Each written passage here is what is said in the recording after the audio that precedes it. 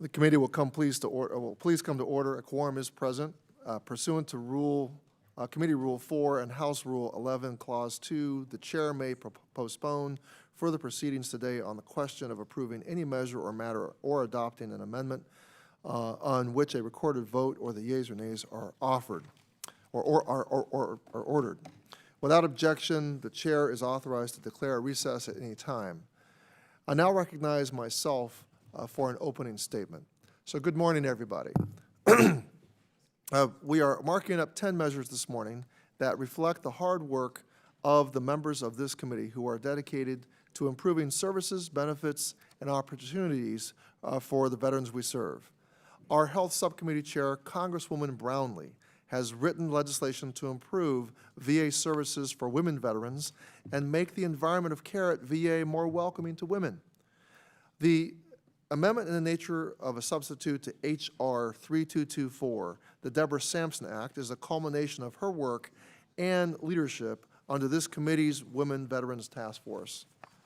A key component of this legislation includes mandating a VA-wide anti-sexual harassment and anti-sexual assault policy at VA after our committee learned of multiple instances of sexual harassment and sexual assault at VA facilities from women veterans, and after one of my staff members was sexually assaulted at the DC VA Medical Center while waiting for her appointment.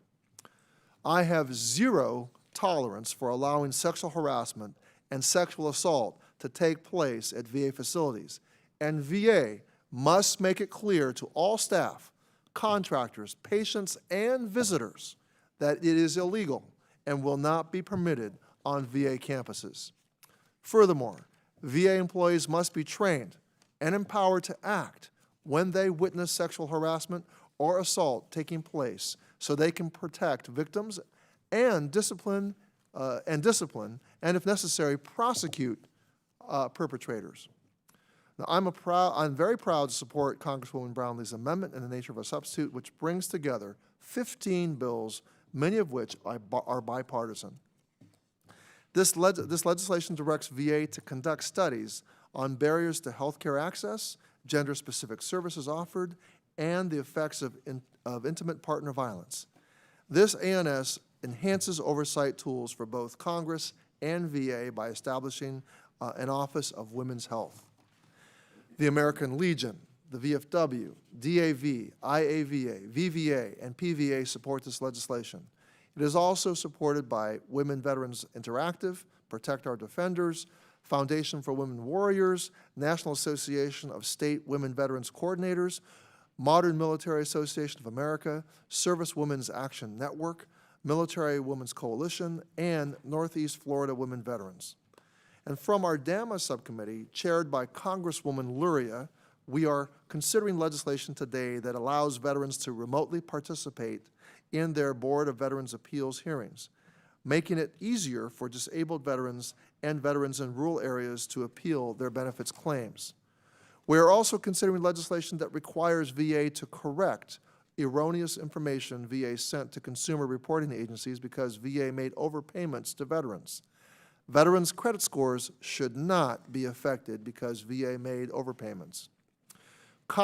Chairman Levin's subcommittee on economic opportunity has put forward legislation that strengthens the Service Members Civil Relief Act by allowing spouses and dependents of fallen service members or catastrophically disabled service members to immediately cancel leases for cell phones, cable, and internet service and residential property leases without penalty. We are also considering legislation introduced by Congressmen Banks and Perlmutter to improve the planning, design, and construction of VA hospitals after the cost overruns and untimely completion of the Denver VA Medical Center. In April, after 3 suicides on VA campuses in 5 days, I directed this committee to address the national crisis of veteran suicide and made it this committee's top priority to address. We took immediate steps, we held hearings, and we passed 5 bills to address this crisis. When the VA OIG released a report revealing failures that led to the death by suicide of a veteran on VA's watch, a so-called never event, I called for VA to institute an immediate nationwide stand-down to, 1, ensure all VA staff are fully trained, and 2, assess facility infrastructure, and finally, 3, identify gaps in policies, procedures, and resources VA might need. To date, VA has not taken any of these steps. But with each suicide, it becomes clear our country is not doing enough. Through our work, this committee has explored new methods of intervention. We have learned that suicide is a public health crisis and deserves a public health solution and response. That while crisis intervention and the delivery of clinical care is something VA is generally skilled at providing, there continue to be missed opportunities for what I call upstream interventions. The events that lead a person to attempt suicide often do not occur in a vacuum. Instead, that decision often occurs over one's lifetime. Perhaps an unhealthy relationship led to a divorce, which then led to housing insecurities, which then led to a loss of employment. The idea of upstream intervention is to intervene by, in the example just mentioned, by providing a service which may have prevented the veteran from ever becoming homeless, unemployed, and hopeless. By encouraging veterans to seek wraparound services as they need them, veterans will ultimately be better suited to overcome each life stressor and avoid the feeling of hopelessness that often precludes suicidality. However, to ensure veterans have access to these services, we must ensure the infrastructure exists to connect veterans with the community-based organizations seeking to serve them. There are approximately 40,000 nonprofits registered with the IRS to serve veterans and military families. A veteran's inability to access these resources, as the President's recent executive order states, quote, is not because of a lack of resources. It is, in fact, due substantially to the lack of coordination, end quote. Repeatedly, Congress has aimed to bolster VA's veteran suicide prevention efforts through increased funding, accountability, and oversight. Yet it is clear that VA must do more. Over the last few weeks, my committee staff have been working to improve H.R. 3495. The lead co-sponsors, General Bergman and Chrissy Houlihan.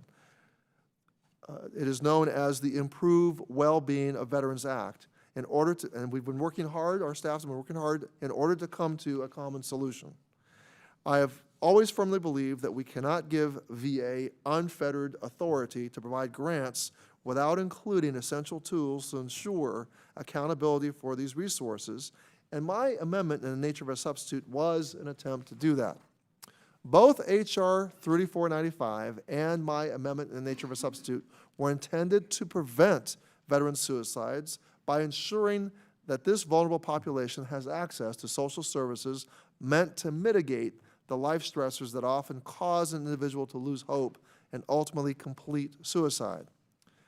Now, after conversations with various stakeholders, including veteran service organizations, the measure's original sponsors, we have decided that it is in the best interest of veterans to delay the markup of H.R. 3495 in an effort to ensure sufficient time to fully consider the provisions, impact of the measure, and negotiate a compromise that everyone can agree on. I think that, and I will tell you that I believe that we are at what I call the last mile, and often the last mile is the most difficult mile territory to get across. But there's much in this bill, the majority of this bill is what I think both sides agree on. And here's what I want to commit to anew. I would like to see us have a roundtable that we can discuss these issues, these complicated issues, more in detail prior to going to a public hearing, a legislative hearing. I would like to achieve both of these things. I commit to both of these things before our Thanksgiving break.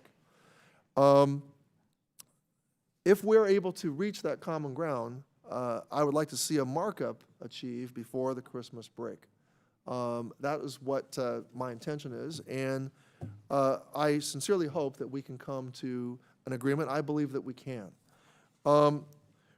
So we have worked along stakeholders to develop new language, and we will work with stakeholders to develop new language, which will lead to a bill that both Congress and the Department of Veterans Affairs can agree upon, and that will save veterans' lives. It is my intent to move this bill. Notice a hearing in the coming before the Thanksgiving break, and as negotiations progress, proceed to a markup as expeditiously as possible. I appreciate General Bergman and Congresswoman Houlihan's willingness to allow us to work through this legislation and to seek to make improvements that benefit our veterans in crisis.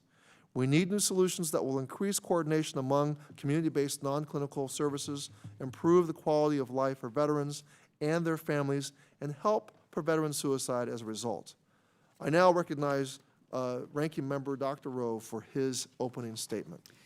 Thank you, Mr. Chairman. And before we begin today, I'd like to take a moment to say our thoughts are with your constituents and all those who are in the path of the fires currently raging in California. And we hear these stories all too often.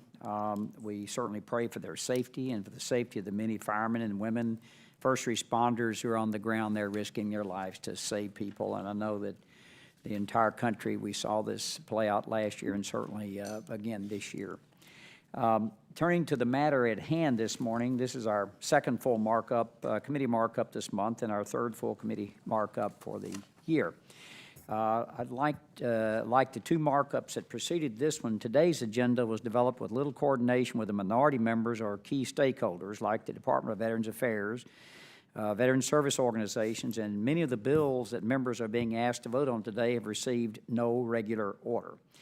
That's not how our committee has traditionally operated, and certainly is not how it should operate. When the majority fails to follow the legislative process, instead acts in a silo behind a closed door, there are consequences, and some of those consequences will be seen today. At our July markup, Mr. Chairman, you refused to allow debate on two Republican amendments that address serious issues facing our nation's veterans by arguing that they were not germane to the underlying bills.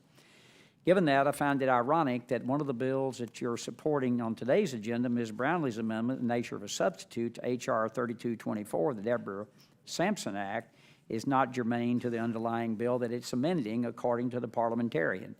I do not intend to raise a point of order about that because prior to your actions in July, that has not been the practice of this committee, and I do not wish it to be moving forward. Regardless, the amendments that you refused to debate in July were subsequently introduced as standalone bills, and Republican members wrote to you asking for hearings on them shortly afterwards. You failed to respond to those requests, leaving us no recourse but to once again file them as amendments today in the hopes that they can finally be debated and voted on, and I hope they will be. I sent you another letter in August, Mr. Chairman, asking for a hearing on H.R. 3495, the Improve Act.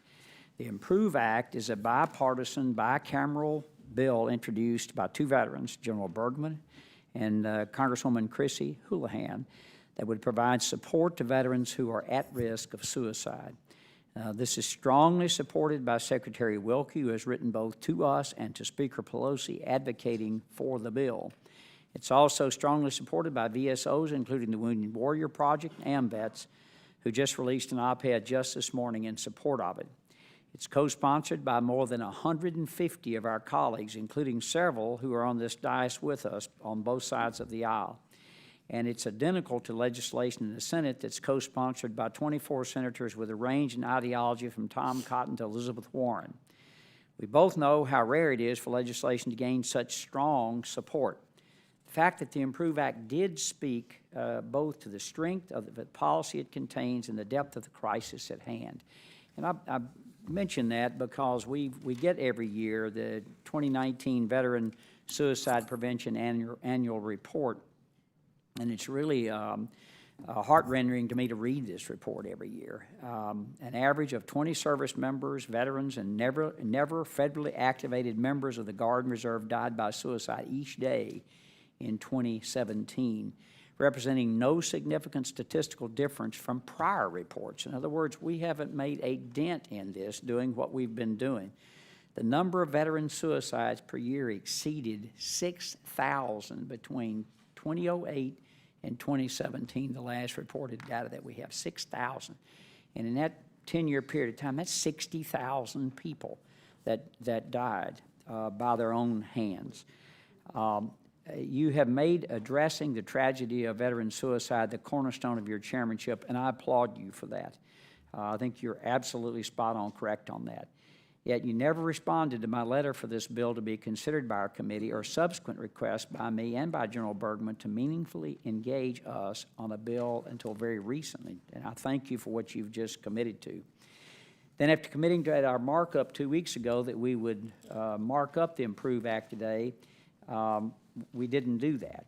And basically, we believe your bill would gut the underlying bill, which is to fulfill, and I know you support this, a life-saving mission. At the request of sounding like a broken record, this committee is better than this. You and I both know that we didn't operate like this, and we were in the majority, and should we regain it in the next Congress, we won't act like this again either. I support your decision, which you just mentioned, to bring this bill up, and we asked for this 8 weeks ago. Mr. Chairman, I remain committed to working with you as expeditiously as will be allowed, and not forget that lives are at risk. And let me just say, what do we do with veterans like myself who are Category 8, who don't meet the criteria? In other words, I make too much money. And yet we've only got 6 of the veterans who actually have ever seen a VA in the last 2 years. What about the other 14 that might be out there that are committing suicide each day? We need to use every resource available. Now, I hate to sound like a broken record, but I looked at our Guard and reserves in our state, which our Guard, we've been able to reduce suicide by using a non-for-profit that the Guard has basically gone into was worked with, and we reduced it by almost 70%. The VA wasn't involved at all. Well, there are a lot of Tennesseans alive today because our Guard leader took action and went outside the VA to help save lives. This committee should be looking for every possible way we can to do that and not be territorial. So with that, and I appreciate your commitment, Mr. Chairman, I truly do.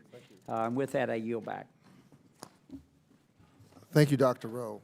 Without objection, the opening statements of any other members will be included in the record. I now call up H.R. 4471. H.R. 4471 to amend Title 38 United States Without objection, Code. the first reading is dispensed with. The committee will now proceed to consideration of H.R. 4471, and I recognize Mr. Cunningham to offer an amendment in the nature of a substitute. Mr. Chairman, I have an amendment in the nature of a substitute to H.R. 4771 at the desk.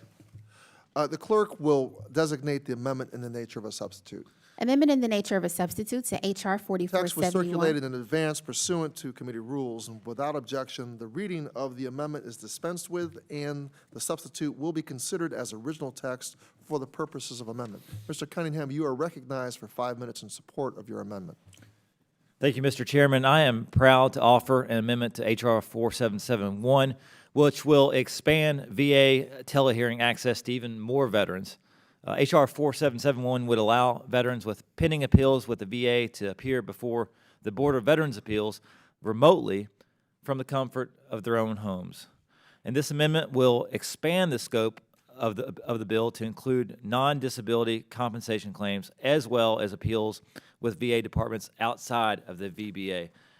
I urge all of my colleagues on the committee to join me in supporting this amendment and the underlying legislation. I yield back the balance of my time. Thank you, Mr. Cunningham. I support this legislation offered by our colleague, Congressman Cunningham, that creates an easy technological fix so veterans can quickly and conveniently attend their hearings before the Board of Veterans' Appeals.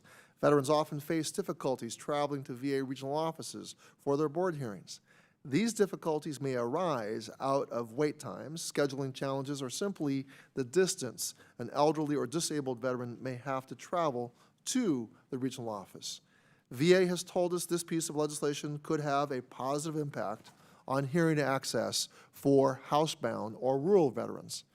The BVA Telehearing Modernization Act permits veterans to provide testimony before a veteran's law judge via video conference from their homes or other remote locations. The telehearing program is modeled after the existing telehealth program at the Veterans Health Administration and will likely improve hearing attendance, thus helping veterans receive the benefits they deserve. Applying for disability compensation and benefits through VA can be a long and confusing ordeal, which is further complicated in the appeals process. This bill ensures veterans have the flexibility to appeal VA's decisions in a comfortable, accessible location without affecting the security of their personal information. I support this legislation for the step it takes in simplifying the appeals process for our veterans. The amendment in the nature of substitute to the VA Telehearing Modernization Act incorporates the suggestions of VA, veteran service organizations, and our colleagues across the aisle and in the Senate. Importantly, a small change to the title of this bill allows any appellant to have his or her case heard before the board, and not just those individuals with disability compensation claims. This amendment allows anyone with an appeal for burial, education, or insurance benefits to utilize this new technology. Another important change reflects additional and more robust reporting requirements. As the committee responsible for oversight of VA programs, this data enables us to perform our job more responsibly. I'm hopeful these additional reporting requirements not only encourage VA to develop best practices when initiating this program, but also reflect our intention that VA collaborate with veteran service organizations for optimal results. This legislation is supported by Disabled American Veterans, the American Legion, the Veterans of Foreign Wars, and Wounded Warrior Project. I urge each of you to vote yes on the adoption of this amendment in nature of substitute. The amendment in nature of substitute shall now be considered as read for amendment and open for amendment at any point. Is there further debate on the Cunningham amendment? Dr. Rowe. Thank you, Mr. Chairman. H.R. 4771 would expand the Board of Veterans' Appeals hearing options to include telehearings.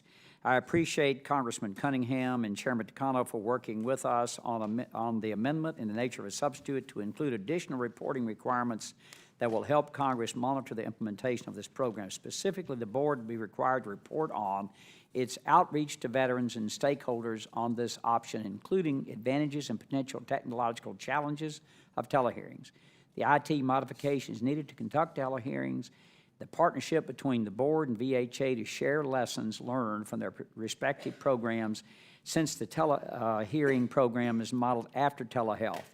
The amendment in the nature of a substitute would also require VA to collaborate with VSOs and other stakeholders to ensure that those who represent veterans at these hearings have input into how the program is developed so it can best meet the needs of veterans. And Mr. Cunningham, thank you for helping the VBA get out of a horse and buggy and finally get into the 21st century. We all, talk to our grandkids and families on these. It makes sense. It's way past due. And this amendment in the nature of a substitute has my full support, and I yield back. Thank you, Dr. Rowe. Are there any other members? Mr. Sablon, you're recognized for 5 minutes. Thank you, Mr. Chairman. Thank you to Mr. Cunningham and to everyone who's worked on this legislation. As some of you noted, in our recent trip, despite that we had to cancel the stay in my district, it's very remote. It's so far away. And much more than that, there are 3 other islands where there are inhabitants, and 2 of the islands, the internet service is not exactly, it's not 4G even, I would say. And so the best practice, and not just that, but also some veterans may have to go to the public library to use a computer to access Skype or whatever, and the privacy is removed. Otherwise, they come and fly to the main island of Saipan at their expense and go into a room, and the next time we come, I will show you the room where if you go in that room and have a conversation with a counselor on TV, we are on the outside room and we can hear what they are discussing, there's privacy is removed. But this is a step forward. I'd appreciate this. And I know we're not allowed to do this, but I think one of the best ways for veterans in the Northern Marianas, and I don't know about American Samoa, but in the Northern Marianas, and we're not allowed to do it, but I'm hoping that one day we'll be able to provide the service where veterans could use the VTC available in congressional offices, which are broadband and are like, what you call this, lifetime. But for now, Mr. Cunningham, thank you very much. This is a very much needed bill for veterans throughout the country, particularly for those in the remote areas such as the Northern Mariana Islands. Will the gentleman yield for a Yeah, question? and I yield to the chairman. Yield for a question. Mr. Sablan, can you tell me about the accessibility of these video conferencing facilities from the FAS, our veterans that live in the Free Associated States? Yes, again, it's even much more difficult for those from the freely associated states, the Republic of Palau, the Republic of the Marshalls, and the Federated States of Micronesia. I think it was just recent, less than 5 years, when they actually had broadband connectivity. But that's very limited in the islands. And then there are those islands actually, those nations, island nations actually have more different islands who have zero connectivity, no telephone, no cell phone, for example, let alone a TV for them to use Skype. And so, Mr. Chairman, unfortunately, our trip was cut short because of Typhoon Agibis. But one day when we get to visit these island nations, you will see, like, I am proud to say that the island nation of Republic of Palau, the highest chief is a Army veteran, and the Reklai, the second highest chief, is actually a Marine, United States Marine veteran who served the country for 20 years or plus. And very proud of their service. And we have veterans there who have completely no access at all to VBA, VHA services, where other federal agencies actually go there on occasions to do business. The VA has absolutely no presence in the islands. Thank you. Thank you, Mr. Sablan. I appreciate the information we learned on this recent CODEL and also the strategic importance of making sure our veterans are taken care of. So thank you so much for raising this point. Is there further debate or comment on the Cunningham Amendment in nature of a substitute? If not, the question is on the Cunningham Amendment in nature of a substitute to H.R. 4471. All those in favor say aye. Aye. Any opposed say no. In the opinion of the chair, the ayes have it, and the Cunningham ANS is agreed to. Without objection, the motion to reconsider is laid on the table. The question is now on agreeing to H.R. 4471 as amended. All those in favor, please say aye. Aye. All those opposed say no. In the opinion of the chair, the ayes have it, and the H.R. 4471 as amended is agreed to. And without objection, the motion to reconsider is laid on the table. I recognize Ranking Member Rowe for a motion. Thank you, Mr. Chairman. I move that H.R. 4771 as amended be reported favorably to the House of Representatives. All those in favor of the motion say aye. Aye. All those opposed say no. In the opinion of the chair, the ayes have it, and the motion is agreed to. And without objection, staff is authorized to make necessary technical and conforming changes. Mr. Chairman, pursuant to House Rule 11, Clause 2, I give notice of intent to file minority or supplemental, additional, or dissenting views. Without objection, so ordered. I now call up H.R. 4852. The text was circulated, go ahead. H.R. 4852 to amend Title 38. Text was circulated in advance pursuant to committee rules. Without objection, the first reading is dispensed with.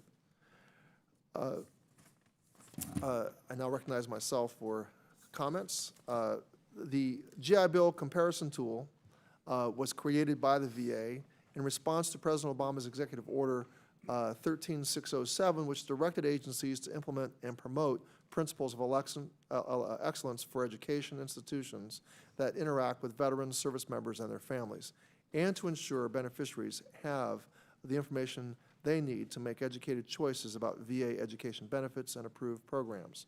While the GI Bill comparison tool has been a great improvement, it is by no means perfect, and that is why this legislation introduced by Congresswoman Torres is so important. The GIVE Act would direct VA to use already available Department of Education resources to inform students whether a school is a historically black college or university, a tribal college or university, religiously affiliated institution, or a gender-specific school using the GI Bill comparison tool.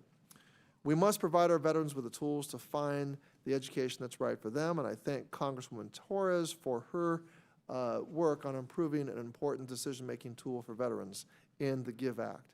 I support this bill and urge each of you to do the same.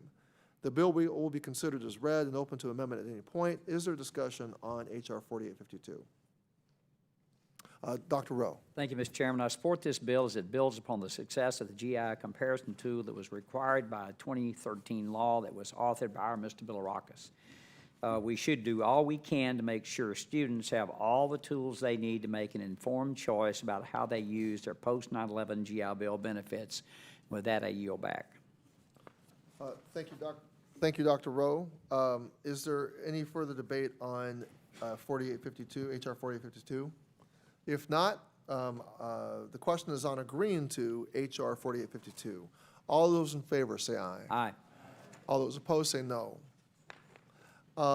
In the opinion of the chair, the ayes have it, and H.R. 4852 is agreed to. Without objection, the motion to reconsider is laid on the table. I now recognize Ranking Member Rowe for a motion. Mr. Chairman, I move that H.R. 4852 be reported favorably to the House of Representatives. All those in favor say aye. Aye. Any opposed say no. In the opinion of the chair, the ayes have it, and the motion is agreed to. Without objection, the staff is authorized to make necessary technical and conforming changes to the committee amendments. Mr. Chairman, pursuant to House Rule 11, Clause 2, I give notice of intent to file minority or supplemental, additional, or dissenting views. Without objection, so ordered. I call up H.R. 4356. H.R. 4356 to It's been amend. circulated in advance pursuant to committee rules. Without objection, the first reading is dispensed with. Last Congress, the House passed H.R. 5882, which included changes to the Service Members Civil Relief Act, otherwise known as the SCRA, that permitted the cancellation of leases without penalty for the spouses of fallen service members, specifically for properties and telecommunication. The text that passed the House included telecommunication contracts, and updated that section of the code in the same bill. Unfortunately, when the House and Senate resolved their differences, this provision was not included in the omnibus end-of-year veterans legislation passed into law. Representative Harder's legislation fixes this oversight and includes several improvements to the SCRA by updating the SCRA's protections from spouse to spouse and dependents to make sure no family members fall through the cracks should the worst happen to their spouse or guardian. This legislation is a small fix that will mean so much to our service members and their families, especially for those families grieving the loss of their service member. I urge my colleagues to support this bill. This bill will be considered as read and open to amendment at any point. Is there discussion on H.R. 4356? Dr. Rowe.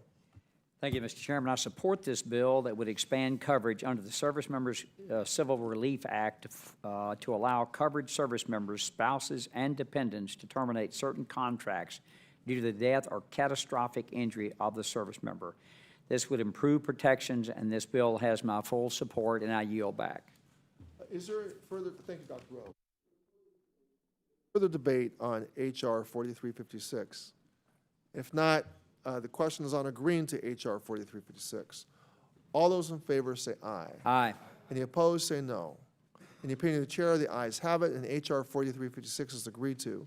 And without objection, the motion to reconsider is laid on the table. I now recognize Ranking Member Rowe for a motion. Thank you, Mr. Chairman. I move that H.R. 4356 be reported favorably to the House of Representatives. All those in favor of the motion say aye. Aye. Any opposed, say no. In the opinion of the chair, the ayes have it, and the motion is agreed to. Without objection, the staff is authorized to make necessary technical and conforming changes in the committee's amendments. Mr. Chairman, pursuant to House Rule 11, Clause 2, I give notice of intent to file minority or supplemental additional or dissenting views. Without objection, so ordered. I now call up H.R. 2227. H.R. 2227 to amend. Without service- objection, the first reading is dispensed with. The committee will now proceed to the consideration of H.R. 2227, and I recognize Mr. Rose to offer an amendment in the nature of a substitute. Thank you, Mr. Chairman and Ranking Member Rowe, for considering this amendment. As a service member, I know firsthand that we ask our spouses and children for truly the moon and the stars. As a result of an order, families are uprooted, and in service to their country, The they gentleman will relocate. suspend, just to suspend for a moment. Does the gentleman have an amendment at the desk? Oh, excuse me. I have an amendment in the nature of a substitute to H.R. 227 at the desk. The clerk will designate the amendment in the nature of a substitute.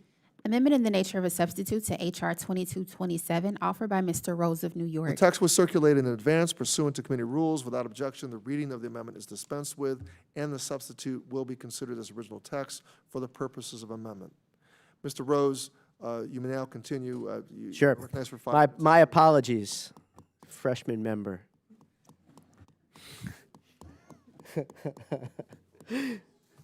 New member, not freshman. So to just go about their daily lives, they need to enter into leases for apartments or a house or a vehicle. Many of the vets here have experienced this and seen it. When the unthinkable happens, when the father, mother, husband, or wife in the service gets catastrophically injured or, God forbid, pays the ultimate price, it is not only a policy imperative, but a moral imperative that we give these families financial relief so they aren't stuck paying ridiculous penalties for breaking leases because they have no other choice. This really shouldn't be difficult. And I thank the bipartisan leaders of this underlying legislation in the House, Congresswoman Bustos and Congressman Wenstra. All this amendment seeks to do is clarify that automobile lease protections are applied to not only spouses, but also a service member's dependents, because they too bear the cost of this service. So I urge my colleagues to support this A&S and provide our Gold Star families with the relief that they need and deserve. There's nothing more American than that. Thank you, Mr. Chairman, and I yield back. Thank you, Mr. Rose. The Gold Star Spouses and Spouses of Injured Service Members Leasing Relief Expansion Act was introduced by Congresswoman Bustos, a longtime leader on consumer protections for service members. This legislation resulted from testimony submitted by the Paralyzed Veterans of America last Congress during a hearing on the Gold Star Spouses Leasing Relief Act, legislation also introduced by Representatives Bustos and Wenstrup. In its testimony, PVA advocated that the same protections being offered to widows and widowers also be provided to the spouses of service members who sustain catastrophic injury. As a result of injury, service members may spend a significant amount of time in rehabilitation facilities. This can result in the cars or property they own becoming inaccessible. This legislation would eliminate this loophole and alleviate potential financial burdens for service members and their families. The amendment in the nature of a substitute to H.R. 2227 will allow spouses and dependents of service members who sustained a catastrophic injury or illness to terminate residential and automotive leases without penalty, something I believe we all support. As I mentioned, this legislation is supported by PVA and has my full support. I urge each of you to support it. The A&S shall now be considered as read for amendment and open for amendment at any point. Dr. Rowe. Thank you, Mr. Chairman. And Mr. Rose, I sometimes, like you, suffer from irrational exuberance when I get one of my bills up here, too. So I've done the same thing. I support the underlying bill and the amendment in the nature of a substitute. It would expand coverage of the Service Member Civil Relief Act to allow the spouse or dependent of a service member who's experienced a catastrophic injury to terminate a lease, terminate a property or car lease. I appreciate our colleagues, Congresswoman Bustos and Congressman Winstrup, for their work on this bill. And just to say something, Mr. Chairman, you know, if you want to make a difference, these are small things, probably don't affect a lot of people, but you truly do make a difference in someone's life. This legislation, somewhere down the line, it might not be 10 or 15 people. I don't know how many. Hopefully it'll be none. We don't have any more catastrophically injured folks. But you could see this weekend that would put our military in harm's way. There could have been a catastrophic injury in Syria this weekend, and it didn't happen, thank goodness. But this should be one of the reasons that we all run for Congress, is to make a difference, and I think this bill does. And with that, I yield back. Thank you, Dr. Rowe. Is there further debate on Mr. Rose's amendment in the nature of a substitute? If not, the question is on the Rose amendment in the nature of a substitute to H.R. 2227.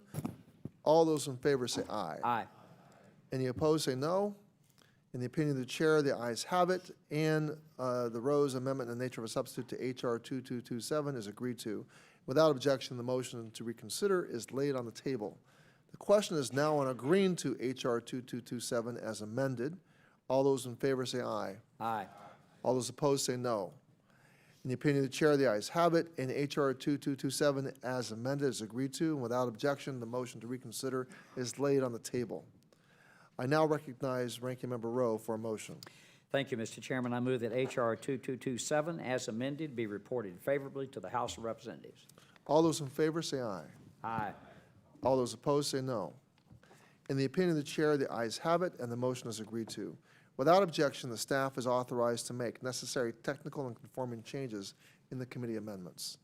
Mr. Chairman, pursuant to House Rule 11, Clause 2, I give notice of intent to file a minority or supplemental additional or dissenting views. Without objection, so ordered. I now call up H.R. 4183. H.R. 4183 to direct the Text was Comptroller circulated General. in advance pursuant to committee rules, and without objection, the first reading is dispensed with. The Identifying Barriers and Best Practices Act, introduced by our colleague Congressman Khanna, seeks to help reserve component members access VA resources. Now, I support this legislation because the United States military has increasingly called upon members of the reserve component and National Guard to meet its national security needs. Rising commitments from these reserve components and their families have not always been met with increased benefits. This bill requests a multi-year study on the disability and pension benefits provided to these individuals as compared to veterans who served in the regular components of the armed forces. The study will provide data about whether the National Guard and Reserve veterans face barriers to receiving the benefits they earn through service. All veterans deserve appropriate compensation and benefits for injuries and disabilities sustained during brave service to our nation. This study is a necessary first step to eliminating any barriers National Guard and Reserve veterans face in receiving their hard-earned benefits. This bill is supported by the Veterans of Foreign Wars, Disabled American Veterans, and Wounded Warrior Project. I support this bill and urge each of you to support it. This bill will now be considered as read and open to amendment at any point. Is there discussion on 4183? Hearing none. Excuse me. Mr. Chairman, I have an amendment to H.R. 4183 at the desk. The clerk will designate the amendment. Amendment to H.R. 4183, offered by Ms. Luria of Virginia on page 2, line 22. So the text was circulated in advance pursuant to committee rules. Ms. Luria, you are recognized for 5 minutes in support of your amendment. Thank you, Mr. Chairman. I speak today in support of my amendment to H.R. 4183, the Identifying Barriers and Best Practices Studies Act, which I have co-sponsored. This bill helps identify barriers and benefit disparities between veterans who were served in the Guard, Reserve, and active duty, and special programs such as those who serve in the nuclear field and aviation. For any barriers identified, this bill also requests recommendations for overcoming those barriers so that Congress can ease the pathway to benefits for those veterans. I'm grateful to Congressman Khanna for his efforts in leading on this bill, and I support this important legislation and urge my colleagues to vote in support of it. Thank you, Ms. Luria, and I support the amendment to H.R. 4183 because it clarifies the purpose of this bill. We know that many veterans serve both on active duty and in reserve components. And by specifying that the study intends to compare veterans with any period of active duty service with those that have only reserve component service, VA is able to deliver more accurate and responsive data. So is there further discussion or debate on the Luria amendment? If not, the question is on the Luria amendment to H.R. 4183. All those in favor say aye. Aye. All those opposed say no. In the opinion of the chair, the ayes have it, and the Luria amendment is agreed to. And without objection, the motion to reconsider is laid on the table. Is there further debate or discussion on H.R. 4183 as amended? If not, the question is on agreeing to H.R. 4183 as amended. All those in favor say aye. Aye. Any opposed say no. In the opinion of the chair, the ayes have it, and H.R. 4183 as amended is agreed to, and without objection, the motion to reconsider is laid on the table. I now recognize Ranking Member Rowe for a motion. Thank you, Mr. Chairman. I move that H.R. 4183 as amended be reported favorably to the House of Representatives. All those in favor say aye. Aye. Any opposed say no. In the opinion of the chair, the ayes have it, and the motion is agreed to. Without objection, the staff is authorized to make necessary technical and conforming changes in the committee amendments. Mr. Chairman, pursuant to House Rule 11, Clause 2, I give notice of intent to file minority or supplemental, additional, or dissenting. Without objection, so ordered. I now call up H.R. 4360. H.R. 4360. Without objection, the first reading is dispensed with. The text was circulated in advance pursuant to committee rules. Through our committee oversight, we have learned VA overpays hundreds of thousands of veterans every year. VA treats these overpayments as debts and often garnishes benefits or sends the debt to the Treasury for collections. We have heard, too, many stories of veterans thrown into severe debt because VA miscalculated their benefits. Through no fault of their own, many veterans are suddenly thrown into financial crisis or experience damage to their credit history. The VA Overpayment Accountability Act, introduced by Congressman Kim, ensures VA will review and update its systems and policies to minimize these issues and mitigate the harmful effects on veterans. This act is an essential step to ensure veterans are not faced with severe consequences due to VA's mistakes. This legislation is supported by the American Legion, Disabled American Veterans, the Veterans of Foreign Wars, and Wounded Warrior Project. I support this legislation to financially protect veterans and urge each of you to support it. This bill will be considered as read and open to amendment at any point. Is there debate on H.R. 4360?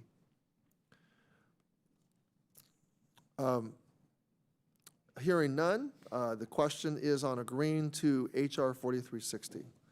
All those in favor say aye. Aye. Any opposed say no. In the opinion of the chair, the ayes have it, and H.R. 4360 is agreed to. Without objection, the motion to reconsider is laid on the table.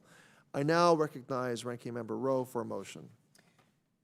Mr. Chairman, I move that H.R. 4360 be reported favorably to the House of Representatives. All those in favor say aye. Aye. Any opposed say no. In the opinion of the chair, the ayes have it, and the motion is agreed to. Without objection, the staff is authorized to make necessary technical and conforming changes in the committee's amendments. Mr. Chairman, pursuant to House Rule 11, Clause 2, I give notice of intent to file minority, supplemental, additional, or dissenting views. Without objection, so ordered. I now call up H.R. 3996. H.R. 3996 to amend Title 38. Text was United. circulated in advance pursuant to committee rules, and without objection, the first reading is dispensed with. Over the years, VA has faced several challenges when it comes to building new facilities. And while some of these challenges are caused by Congress due to the length of time it takes to authorize and secure funding for new builds, a good portion are self-inflicted. Now, this committee is intimately aware of the $1 billion cost overruns VA experienced while building a state-of-the-art facility in Aurora, Colorado. And that's why I'm pleased to support this bipartisan legislation sponsored by Mr. Banks and Mr. Perlmutter. A design build is an innovative and effective method for managing construction projects that is widely used in the private sector and some parts of the federal government. The design-build delivery method would allow VA to bundle architectural, engineering, and construction services into a single contract where appropriate, rather than using its traditional design bid-build construction method. Such a shift would streamline VA's construction process, ultimately benefiting the taxpayer and veterans. Again, I support this legislation and urge each of you to vote yes on this bill. The bill will be considered as read and open to amendment at any point. I now recognize Mr. Banks for 5 minutes to discuss his bill. Is he here? No, he's not. Is there any further discussion on H.R. 3996? Just one comment for those of you who weren't here for the Denver debacle. A design build, I mean, it's hard. I used to have hair before that design build started out in Denver. We started with a hospital that was a $600 million contract. And obviously, it sounds really good. You're going to design it and build it.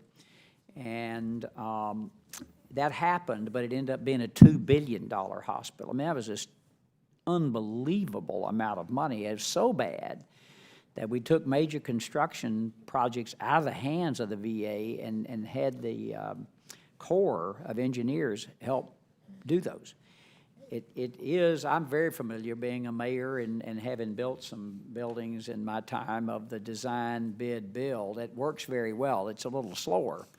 And what happened apparently with the design bill, where there were so many change orders, and this happened also in I believe it was the Tampa VA, where we had, this is maybe 8 or 9 years ago, we had a guy who was doing it. I've never seen this in my life. The contractor came up and begged for help from the Congress. It was so bad.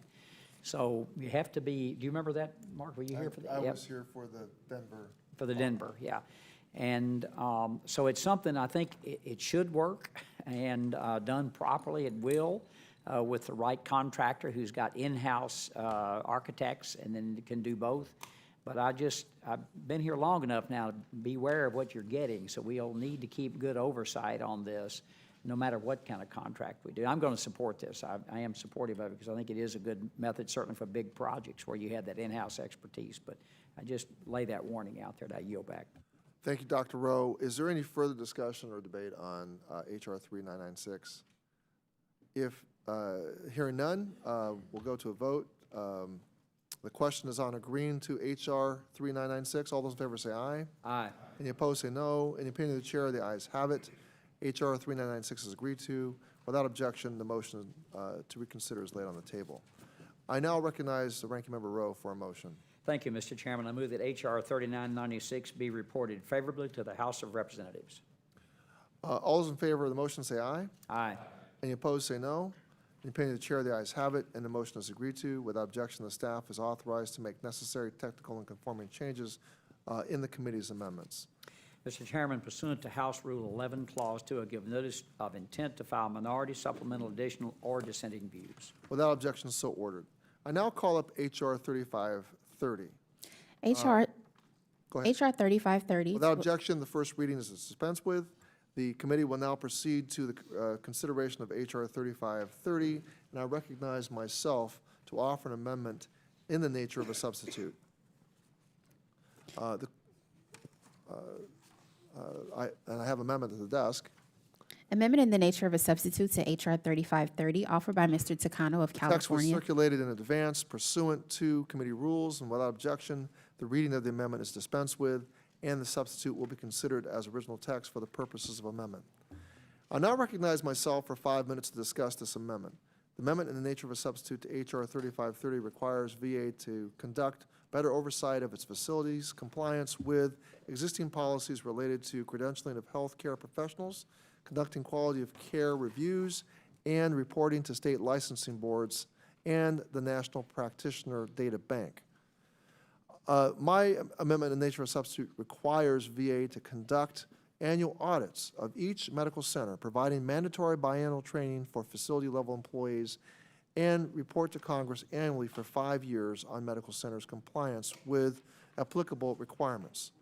As we learned from last week's Oversight and Investigation Subcommittee hearing, several concerning cases of patient harm have recently been widely reported in the media and in reports issued by the VA Office of Inspector General and the U.S. General Accountability Office. Many of these incidents call into question whether VA is doing enough to ensure its medical facilities only employ and contract with highly qualified, highly competent healthcare professionals. This amendment in nature substitute will require VA to implement a number of GAO recommendations that were discussed at the hearing, and I encourage my colleagues to support this measure. The amendment in nature to substitute will now be considered as read for amendment and open to any amendment at any point. Mr. Chairman, I have an amendment at the desk. The clerk will report the amendment. Amendment to the amendment in the nature of a substitute to Without H.R. 30. objection, further reading of the amendment will be dispensed with, and the ranking member is recognized for 5 minutes in support of his amendment. Thank you, Mr. Chairman. I thank my friend Michael Cloud of Texas for introducing Improving Confidence in Veterans Care Act. Just last week, the Oversight and Investigation Subcommittee held a hearing on the credentialing and privileging of VA healthcare providers. While I understand that credentialing and privileging is a basic function of a hospital, it appears that there is a lack of oversight of those processes at VA, which regrettably have resulted in some unacceptable patient safety issues. The bill is intended to address that. I would be remiss if I did not mention that this bill did not go through regular order. As I've mentioned previously, as good as we believe our ideas may be, legislation benefits from a legislative hearing during which we take testimony from VA, VSOs, and other stakeholders. While I appreciate the intent of this bill, I do not fully understand the administrative burden it would place on VA and whether or not it would prevent those serious patient safety concerns that were the subject of last week's hearings. There are multiple definitions used throughout this bill have the effect of including healthcare professionals beyond physicians, dentists, podiatrists, chiropractors, optometrists, registered nurses, physician assistants, and expanded function dental auxiliaries appointed under Title 38. Again, I support the underlying bill behind this, and for what reason? And for that reason, I will support it. However, I would like the committee to work with VA to make sure that we're not setting department up for failure. My amendment would make 2 changes to the underlying amendment in the nature of a substitute. First, as written, this bill would give management 2 options when a provider does not have a Drug Enforcement Administration certification. Either get a waiver from DEA or transfer the employee to a position that does not require a waiver. My amendment would give management a 3rd option to remove the employee if the employee fails to meet DEA requirements and cannot get a waiver. I do not believe management should be obligated to find a position for an employee who fails to meet a condition of employment, and this amendment would remedy that defect. Second, my amendment would prohibit VA from entering into a settlement agreements with any, quote, healthcare professional of the department, end quote, that would conceal that the employee made a serious medical error or failed to meet generally acceptable standards of practice. And we know how this happens. Those settlement agreements occur, that person is moved to another hospital, and the staff there doesn't know. That is a serious quality of care issue. Their prohibition in this amendment, the nature of a substitute, is limited to only certain healthcare professionals, but my amendment would substitute a more expansive definition that is consistent with the underlying policy. Thank you, Mr. Chairman, and with that, I yield back. Thank you, Dr. Rowe. Within subsection of the amendment in nature substitute related to DEA registration requirements, your amendment would give VA the option to take adverse action against an employee or contractor if the healthcare professional's position requires them to prescribe, dispense, administer, or conduct research with controlled substances. In addition, your amendment would also broaden the group of healthcare professionals to whom the subsection on settlement agreements applies from a subset of licensed healthcare professionals to all types of licensed healthcare professionals. So I support your amendment, and I urge my colleagues to do the same. Is there further debate or discussion on the roll amendment to the amendment in the nature of a substitute? Hearing none, the question is on the roll amendment to the amendment in the nature of a substitute to H.R. 3530. All those in favor say aye. Aye. Any opposed say no. In the opinion of the chair, the ayes have it, and the amendment is agreed to. And without objection, the motion to reconsider is laid on the table. Is there further debate on the amendment in nature of substitute to H.R. 3530? Hearing none, The question is on the amendment in nature of substitute to H.R. 3530. All those in favor say aye. Aye. Any opposed say no. In the opinion of the chair, the ayes have it, and the agreement and the amendment is agreed to. Without objection, the motion to reconsider is laid on the table. The question is now on agreeing to H.R. 3530 as amended. All those in favor say aye. Aye. Any opposed say no. In the opinion of the chair, the ayes have it, and H.R. 3530 as amended is agreed to. Without objection, the motion to reconsider is laid on the table. I now recognize Dr. Rowe for a motion. Thank you, Mr. Chairman. I move that H.R. 3530 as amended be reported favorably to the House of Representatives. All those in favor say aye. Aye. Any opposed say no. In the opinion of the chair, the ayes have it, and the motion is agreed to. Without objection, the staff is authorized to make necessary and technical and conforming changes. Are you going to? Mr. Chairman, pursuant to House Rule 11, Clause 2, I give notice of intent to file minority supplemental additional or dissenting views. Without objection, so ordered. I now call up H.R. 1424. H.R. 1424 Text to was amend. circulated in advance pursuant to committee rules. Without objection, the first reading is dispensed with. Now, the Fallen Warrior Battlefield Cross Memorial signals remembrance and honor of a fallen soldier. H.R. 1424 would allow small battlefield cross memorials to be placed in national cemeteries honoring fallen members of the armed services. Though the National Cemetery Administration policy currently allows for displays of the battlefield cross, passage of this legislation would ensure these memorials are not mistakenly removed. This bill is an effort to pay tribute to our armed service members who have made selfless sacrifices in defense of our nation. I support this legislation's efforts to honor fallen soldiers and urge each of you to support it. The bill will be considered read and open to amendment at any point. Is there discussion on H.R. 1424? Dr. Rowe, go ahead. Thank you, Mr. Chairman. This bill would require VA's national cemeteries to allow the display of the battlefield cross, which is a monument that depicts fallen service member by an inverted rifle with a helmet and dog tags on the top and a pair of combat boots at the bottom. In 2017, a VA employee misinterpreted VA policy and removed a battlefield cross from the Ohio Western Reserve National Cemetery, as well as two other similar memorials in cemeteries in Illinois and Michigan. The objection to the memorials was that they contained realistic depictions of firearms. As one Ohio veteran described, this image is one that veterans, quote, have seen it in battlefields, on ships, on aircraft carriers, wherever we've lost men. It's a symbol of respect and thanks. It means a lot to veterans, end quotes. Mr. Chairman, I couldn't have said it better myself, although I do note that it's a powerful symbol that we use to honor all of our fallen warriors, both men and women. In response to veterans and congressional concerns over the incident, the department reinstalled the memorial monuments and clarified that VA cemeteries can display this image. However, this bill is necessary to codify that policy and ensure that VA does not ban this sacred image ever again. This bill has my full support, and I appreciate Representative Gonzalez's leadership on this issue, and I yield back. Thank you, Dr. Rowe. Is there any further debate on H.R. 1424? If not, the question is agreeing on H.R. 1424. All those in favor say aye. Aye. Any opposed say no. In the opinion of the chair, the ayes have it, and H.R. 1424 is agreed to. Without objection, the motion to reconsider is laid on the table.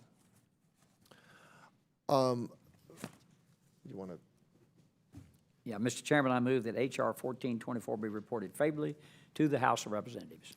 All those in favor say aye. Aye. And all those opposed say no.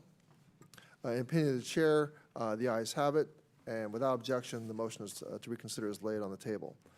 Go ahead. Mr. Chairman, pursuant to House Rule 11, Clause 2, I give notice of intent to file minority or supplemental additional or dissenting views. So, without objection, so ordered. Without objection, the staff is authorized to make necessary and technical and conforming changes to the committee's amendments. I now call up H.R. 3224. H.R. 3224 to amend Title 38 United States Code to provide for. Without objection, the first reading is dispensed with. The committee will now proceed to the consideration of H.R. 3224, and I now recognize Ms. Brownlee to offer an amendment in the nature of a substitute. Mr. Chairman, I have an amendment in the nature of a substitute to H.R. 3224 at the desk. The clerk will designate the amendment in the nature of a substitute. Amendment in the nature of a substitute to H.R. The 3224, text offered was circulated in advance pursuant to committee rules without objection. The first reading is dispensed with, and the substitute will be considered as original text for the purposes of amendment. The amendment in the nature of a substitute shall now be considered as read for amendment and open for amendment at any point. I now recognize Ms. Brownlee for 5 minutes to discuss her amendment in nature of a substitute. Thank you, Mr. Chairman, and thank you for the opportunity to speak before the full committee today about my amendment in the nature of a substitute to H.R. 3224, which will be referred to as the Deborah Sampson Act. Women have served on land, air, and sea in every conflict since the Revolutionary War, and every single one has been a volunteer. This bill is named after Deborah Sampson, who served in the Continental Army for 17 months and was wounded in action in July of 1782. In 1805, Congress granted her a pension for her service. Currently, women veterans comprise the fastest growing demographic within the veteran community, yet their invaluable service is often overlooked and forgotten, leading these women to feel invisible. Like Congress recognized Deborah Sampson in 1805, the task force recognizes and honors women veterans by ensuring inclusivity and equitable access to resources, benefits, and services. This year, the task force has held roundtables, conducted site visits, met with women veterans to identify inequities faced by women veterans, and developed legislative solutions. These veterans have consistently communicated the barriers and challenges they face in obtaining critical benefits and services. Unfortunately, these barriers include the lack of appropriate gender-specific services and equipment like mammography, the lack of recognition for their service for compensation and benefits, and harassment and sexual assault at VA medical facilities. The Deborah Sampson Act will address many of the inequities and barriers that the task force has identified.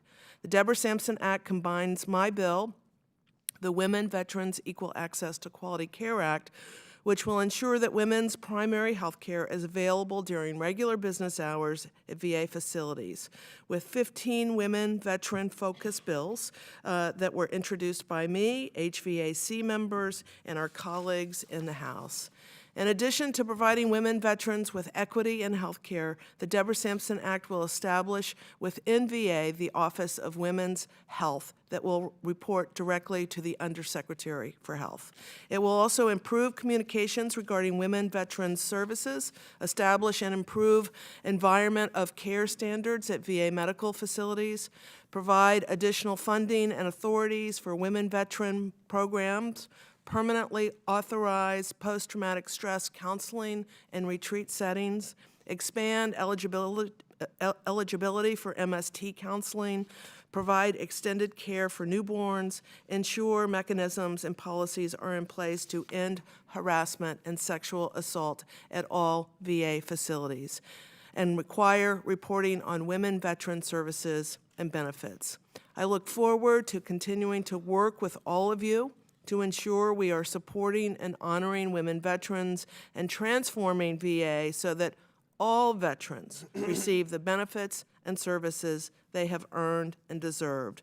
My bill would build on the work that Congress has done since our nation's founding to recognize women who have served in the military. By moving this bill forward, we can send the message to America's women veterans that we see you and we thank you for your selfless service. Thank you to every member, including Representatives Allred, Brindisi, Cunningham, Levin, Lee, Pappas, Rose, and Underwood, who contributed their ideas and input on this legislation. At this time, I yield to the chairman for a motion. The minority amendments filed on this ANS are an attempt to introduce non-vetted, partisan, and controversial subjects in a bipartisan and non-controversial measure. They have nothing to do with improving health care and services for women veterans. Therefore, I move the previous question on the amendment in the nature of a substitute. The question is now on ordering the previous question. All those in Chairman, favor say aye. Mr. Chairman, I object. Any opposed, say no. In the opinion of the chair, the ayes Mr. have Chairman, it. I move to strike the last word. It's not a debatable motion. In the opinion of the chair, the ayes have it, and the previous question is ordered on the amendment in nature of a substitute.